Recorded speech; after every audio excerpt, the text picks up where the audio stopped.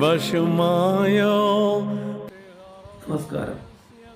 മറിയം ആദിജാതനെ പ്രസവിച്ചു എന്ന് സുവിശേഷം രേഖപ്പെടുത്തുമ്പോൾ മറിയയുടെ പിൽക്കാല ജീവിതത്തിൽ എന്തൊക്കെയോ കുറവുകൾ ഉണ്ടായിരുന്നു എന്ന് പഠിപ്പിക്കുന്ന ചിലരെങ്കിലും ഉണ്ട്. അവർക്ക് വേണ്ടിയാണ്. ആദിജാതൻ എന്ന പദത്തിൻ്റെ ഉൽപ്പത്തിയും അതിൻ്റെ പരിണാമവും പഴയ നിയമത്തിലുടനീളമുണ്ട്. ദൈവം തരുന്ന കനിഷ്ഠ സന്തതി എത്ര സുന്ദരമായൊരു ഭാഗ്യമാണ്. കടിഞ്ഞൂലുണ്ടാവുക, അത് ദൈവത്തിൻ്റെ അനുഗ്രഹമാണ്. അതുകൊണ്ട് തന്നെ സവിശേഷമായ 3 അധികാരങ്ങൾ ഓരോ ആദ്യജാതനും കൽപ്പിച്ചു നൽകിയിരുന്നു. ഒന്ന്, ഇരട്ടി ഓഹരിയാണ്. എത്ര മക്കളുണ്ടോ അവരെയൊക്കെ മാറ്റി നിർത്തി അപ്പൻ്റെ സ്വത്തിൻ്റെ നേർപകുതി ഫസ്റ്റ് ബോണിനാണ്, കടിഞ്ഞൂലിനാണ്.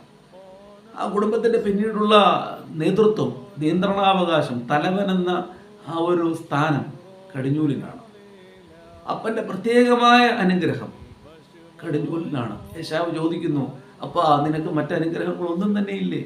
യാക്കോബിന് കൊടുത്തതുപോലെ എന്നെയും അനുഗ്രഹിക്കാൻ നിനക്ക് സാധിക്കില്ലേ എന്ന് ചോദിക്കുന്നു. ഇപ്രകാരം ആദിജാതൻ എന്ന വാക്ക് മാനസികമായ വൈകാരികമായ ഒരു പദമായിട്ടാണ് കാണുന്നത്. പൗലോസ് അപ്പോസ്തലനാണെങ്കിൽ പോലും പുതിയ നിയമത്തിൽ ക്രിസ്തു മരിച്ചവരിൽ നിന്നും ആദ്യഫലമായി ഉയർത്തെഴുന്നേറ്റു എന്ന് പറയുമ്പോൾ ആ ഒരു സ്ഥാനവും മഹത്വവുമൊക്കെ പ്രത്യേകമായി ചൂണ്ടിക്കാണിക്കുന്നൊരു പദം കൂടിയാണ്.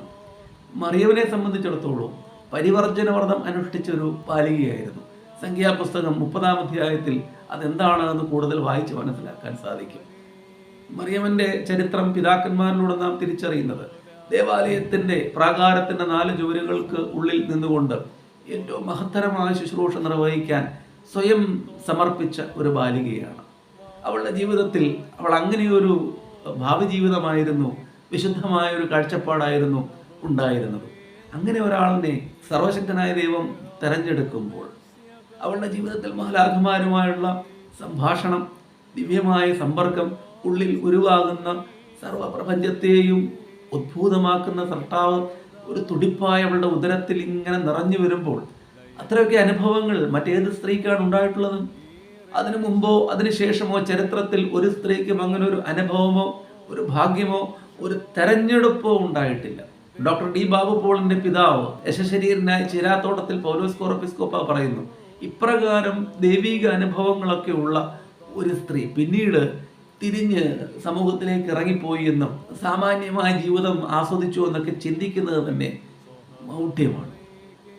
അതുകൊണ്ട് ആദിജാതൻ എന്ന പദം വളരെ ആദരപൂർവവും സ്നേഹപൂർവവും വൈകാരികവുമായി ഉപയോഗിക്കുന്നൊരു വാക്കാണ്.